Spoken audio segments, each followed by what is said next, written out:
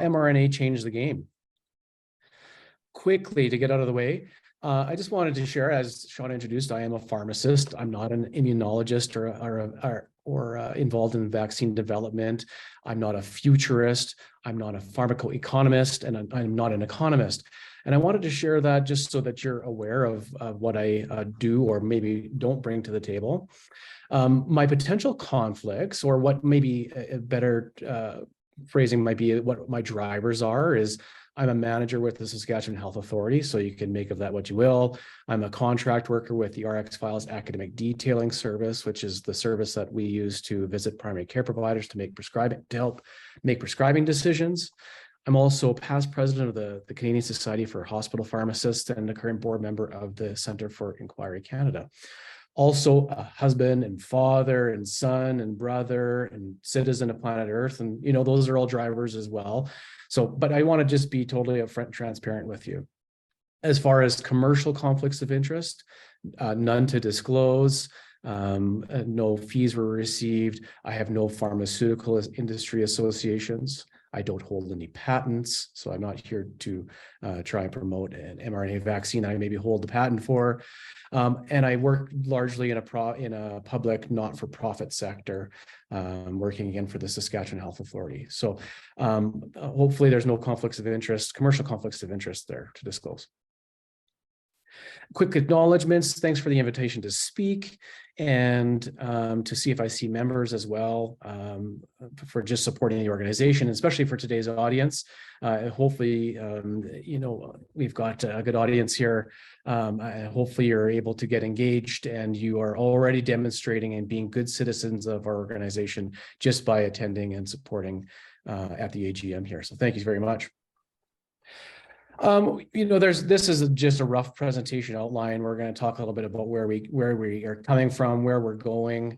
And I use this slide often in many talks that I give, because one of the main things I do, whether it's helping prescribers make informed decisions regarding prescriptions, or as a leader and manager, I try and help the health system make policy that's informed by evidence.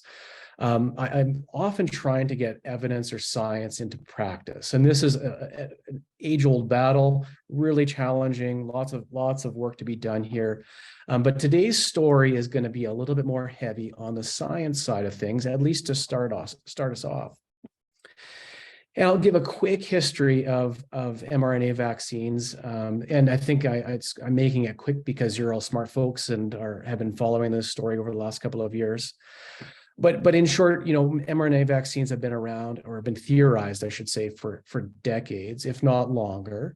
The idea that we could give the body some programming in order to develop an immune response to different potential pathogens.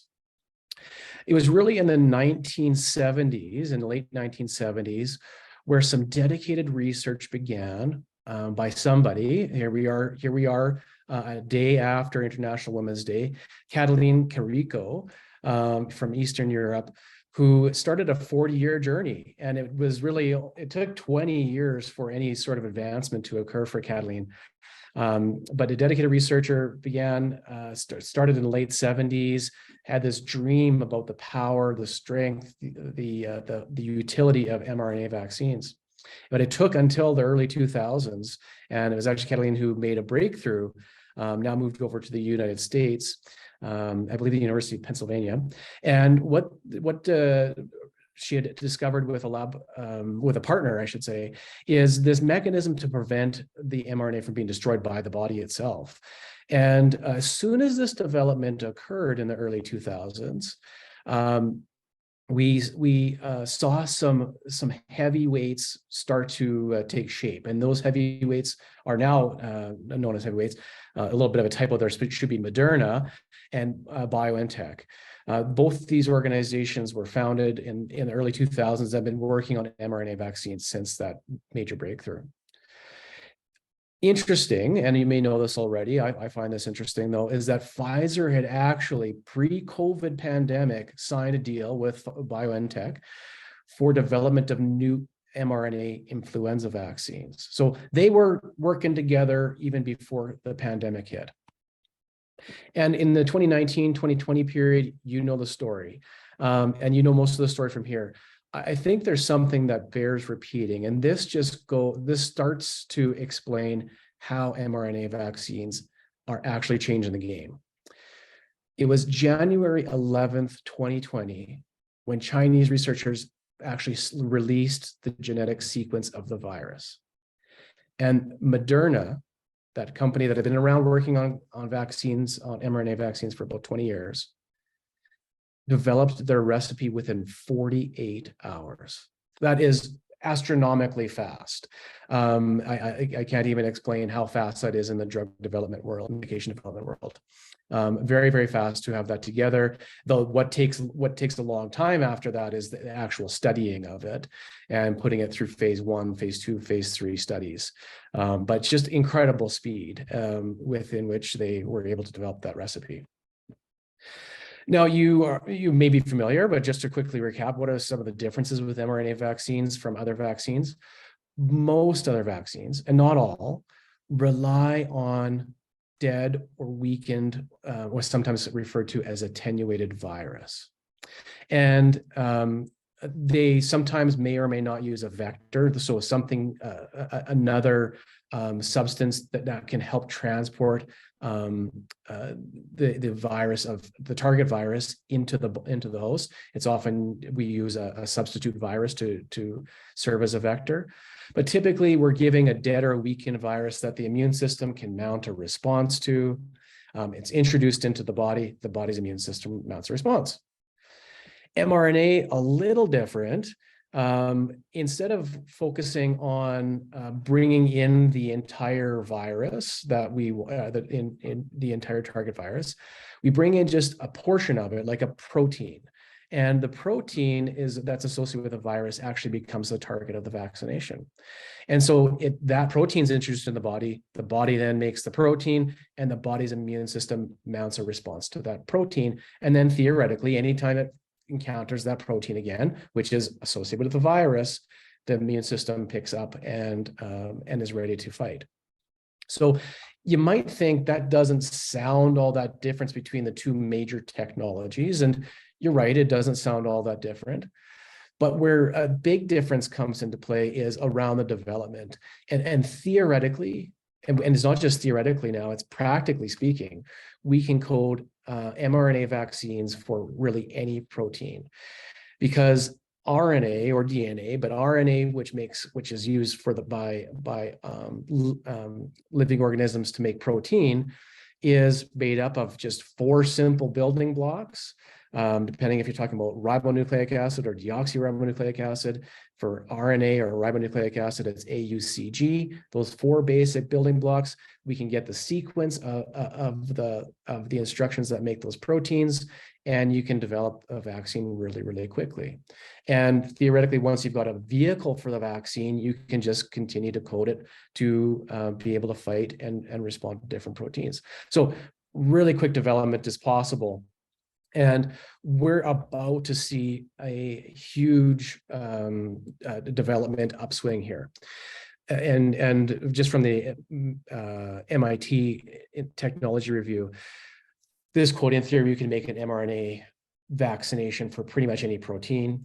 RSV, there's actually some that are before the FDA right now for approval. And RSV is one of the major viruses that cause surges in pediatric units throughout Canada this last respiratory virus season. So very important development. Malaria, which kills hundreds of thousands of people, mostly kids, every year.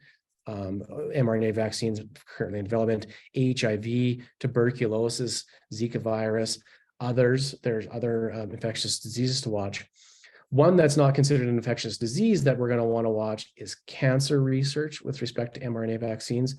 And we actually can develop vaccines now that will be able to be tailored to a patient's cancer that they're currently experiencing.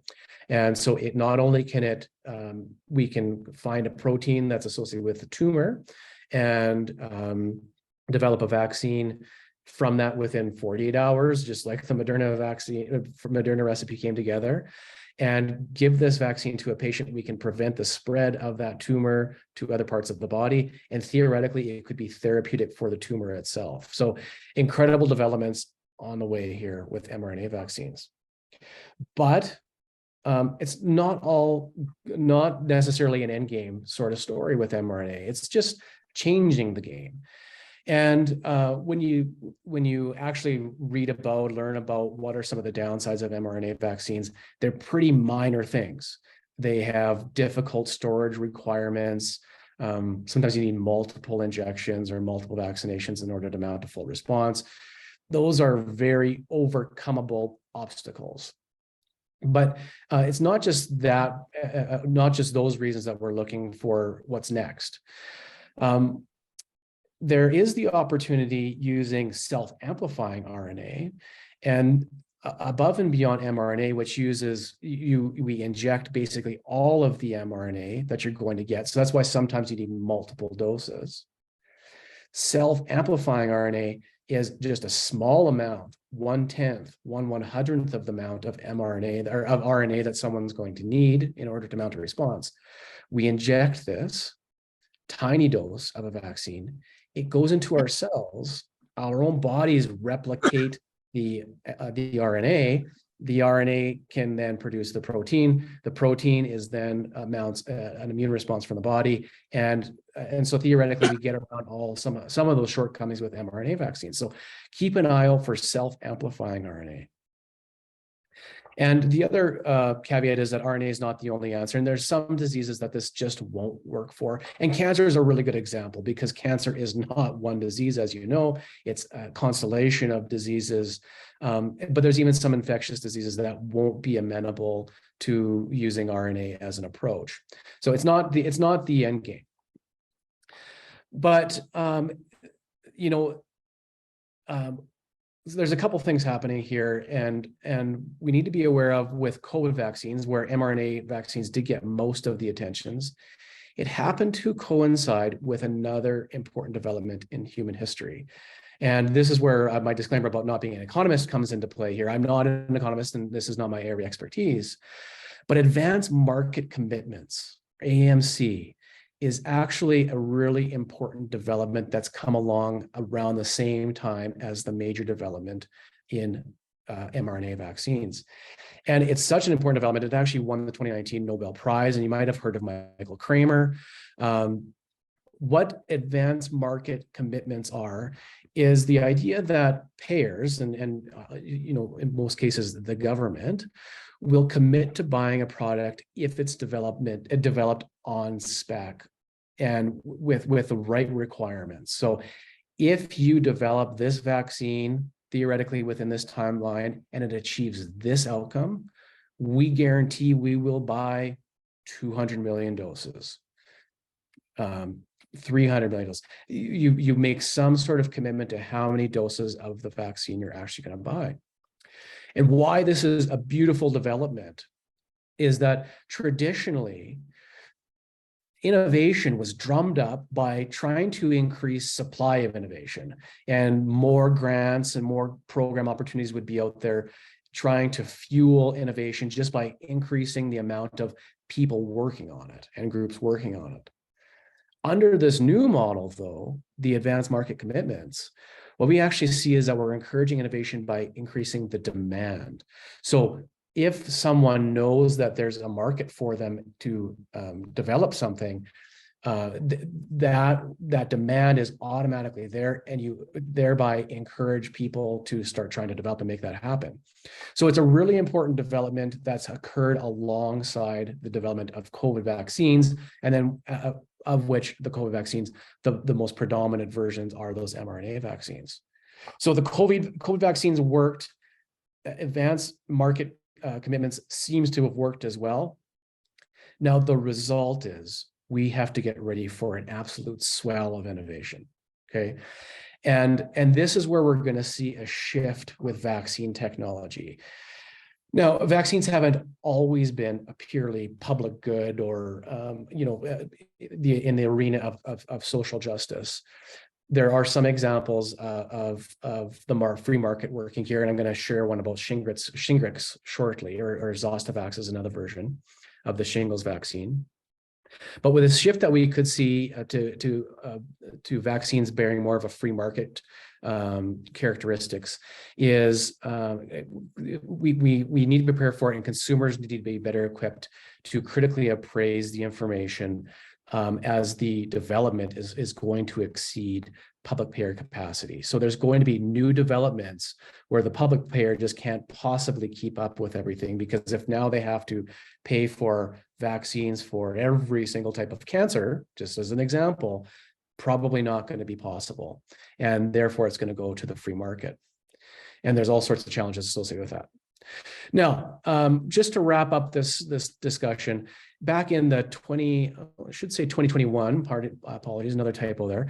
Back in the 2021 AGM, I went over, I provided a talk on how to assess the quality of trial methodology as consumers of medical literature.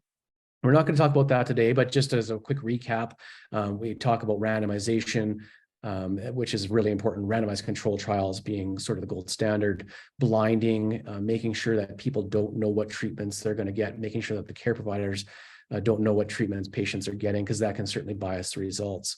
And then making sure that we use some research methodologies that ensure we follow up all patients so that prognostic balance is maintained. We won't get into all that again. I'm sure that information is available on the CFIC website. There we go. There's the 2021 corrected typo. But what we're going to talk about today quickly is just how to assess more of what are the results. I'm going to share a little trick that we as pharmacists or those who work in pharmacotherapeutics use. And when we're evaluating the results, we want to think about the numbers or the statistical results. And we have to ask ourselves this question: is something statistically significant? Yay, that means mathematically it's different, but that doesn't always mean it's clinically significant or clinically important. A very important differentiation, and I'll show you how we actually do that calculation. There's a couple other things that we look at, like confidence intervals and lines of no difference, but we won't get into all that today. What I wanted to focus on is acknowledging something that's used in marketing, a trick that's used in marketing. And in marketing, what you're often going to see is this battle between relative numbers and actual numbers, okay? When you hear things like 50% risk reduction, it's almost always marketing, because there's very few interventions that actually achieve a 50% risk reduction. If you think of even the most effective medications out there, very few of them actually achieve a 50% risk reduction, okay? So what you often see in advertising for drugs, and what we'll see with all these vaccines and mRNA vaccines coming out, is that we're going to hear this 50% reduction a lot. It could mean that you reduce someone's risk of death from a disease from 20% to 10%. And that certainly is a very significant 50% reduction. But if someone's risk of death from a disease was only 0.0003, and now we've reduced it to 0.00015, it's not insignificant, but you have to ask yourself, which is also 50% reduction, you have to ask yourself, do we care? Can we pay millions of billions of dollars in order to get that intervention to everybody? And you might not be able to as a society. The catch is, the other thing that we need to watch out for, and I'm going to give an example in a moment here, is that adverse effects are often given in absolute numbers. So relative versus absolute is a battle you will see in marketing time and time again, marketing for medications and vaccines. So again, treatment effects are often given as relative, adverse effects are often given as absolutes. So I'm showing you a quote from a medication monograph. This medications monograph, this is pulled from about 20 years ago, before I was even a pharmacist. And I don't know if anybody recognizes the name rofecoxib. Okay, but you might recognize the name Vioxx. Okay, that was the rofecoxib is the generic name, Vioxx is the brand name. Rofecoxib, in that medication monograph, the risk reduction for peptic ulcer disease, this was the claim to fame for these medications. They reduce pain and inflammation, but they don't cause a stomach ulcer that traditional pain medications cause. So peptic ulcer disease was reduced by approximately 50%. What do you see? A relative number, right?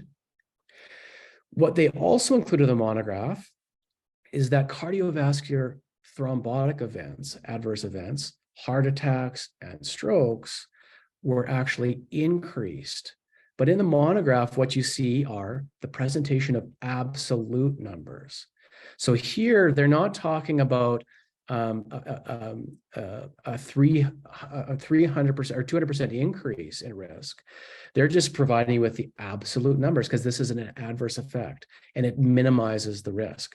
Okay, so this is a 50% relative risk reduction in peptic ulcer disease. This is 1.81 to 0.6. And what they are hoping for is that you just sort of brush over this slight increase in cardiovascular disease. But here's a trick that we use for evaluating literature.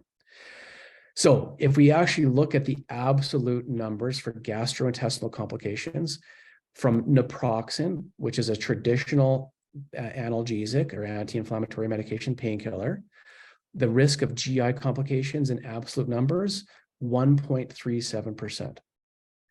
With rofecoxib, 0.59%. So it is reduced. In absolute numbers, it creates this relative risk number, and that's where they got that 50% from. Okay, they're approximating. In fact, they're actually rounding down a little bit, saying that it reduces the risk of peptic ulcer disease by 50%.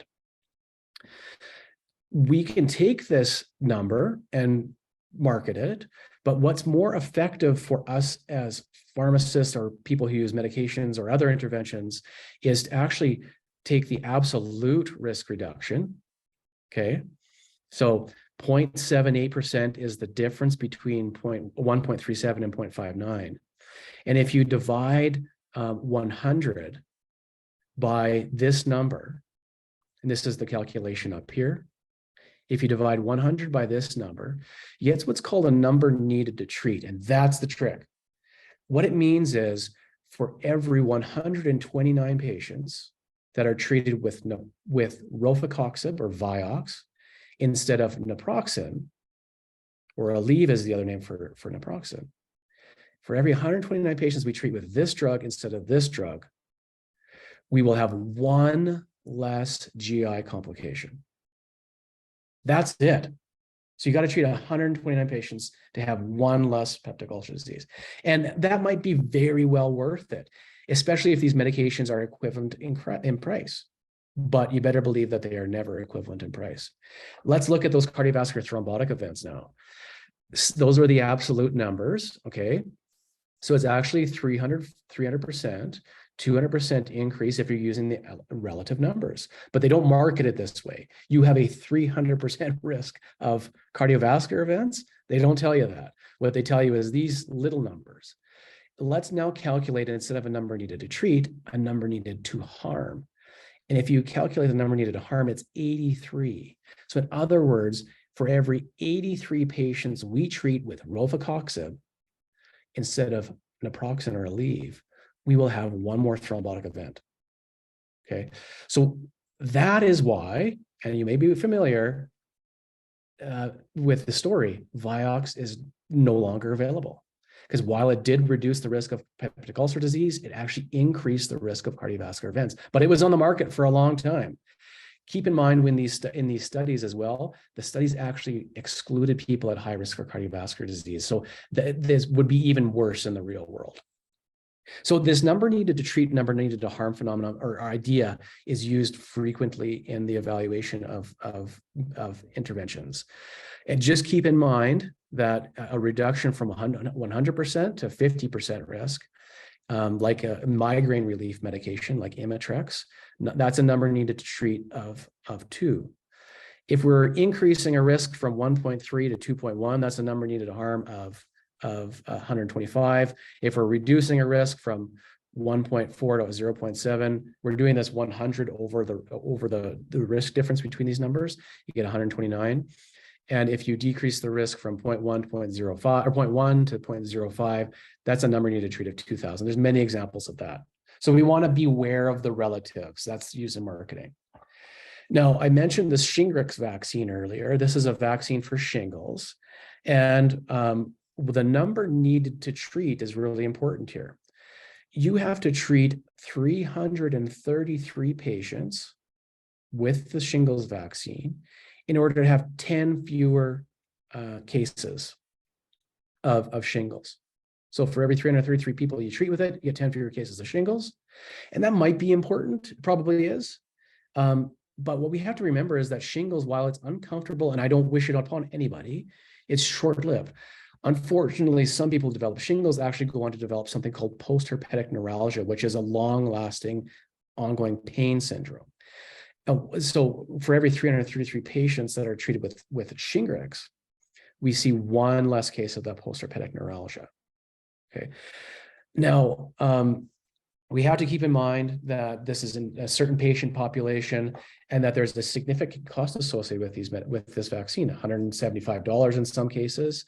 And so that for a long time, public payers weren't actually reimbursing for this vaccine just based on the fact that you got to treat a lot of people to prevent very little illness. And it's very expensive to do so. So if we're going to prevent shingles and hopefully some post-herpetic neuralgia, we can't do something else. We can't spend our money elsewhere. And so it makes for difficult decisions. So just to close up this idea, understanding the evidence, we need to be aware of the relatives. Treatment effects in marketing are often given as relatives. Adverse effects are often given as absolutes. Watch this 50% reduction talk, okay? For good measure, we will also want to be careful with absolutes, but more in the language department. When they say everyone, we want to make sure that it's truly everyone. When they say no one, we want to make sure it's truly no one. Or always, it happens every time, or never. We should only use that when there's zero chance. And just keep in mind that there are very few biological certainties. So whenever someone's using absolutes in their marketing as well, be cautious, be wary. Okay. So just to summarize, mRNA vaccine technology may not be the future, but it has unlocked the future. Game changing. And that combination with the advanced market commitments, total game changer. Vaccine development, because of that, the vaccine development is about to skyrocket, and hype will come along with it. Okay, there's going to be a lot of hype, a lot of marketing out there. Availability of all these different interventions is going to exceed need. There will be things that we can do, interventions that we can make where there is very little need for them. So consumers need to be prepared to battle and cut through the hype. And organizations like CFIC, I think, are doing a good job in helping with that battle. Okay, that is the end of the formal portion of my chat. I don't know, do we have a moment? I see there are a few questions perhaps in the chat box. We can maybe take 2 or 3 questions. Yeah, so just to answer Andrew Eisenhower's question here, 10 over 3 years. Good question. This is a limitation to randomized control trials, is that they're often limited to a defined time frame, and it's usually not lifelong, unfortunately. So it theoretically, the benefit would continue, and we would see maybe a flattening of the response. But what we don't know, because the study really was limited to 3 years, is does the vaccine's effectiveness start to wane over time? And therefore, we would actually need to use boosters. And those questions are still being answered right now. These are relatively new developments.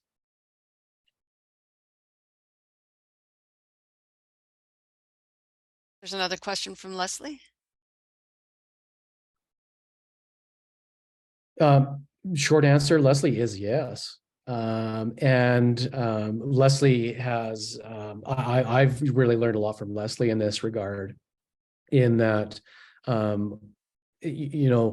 other regulations that we would like to see, in addition to governments taking on advanced market commitments, is the idea of when these developments occur, and someone has the opportunity to patent it and lock it up, they absolutely get to monopolize the market, charge whatever the heck they want to charge for it.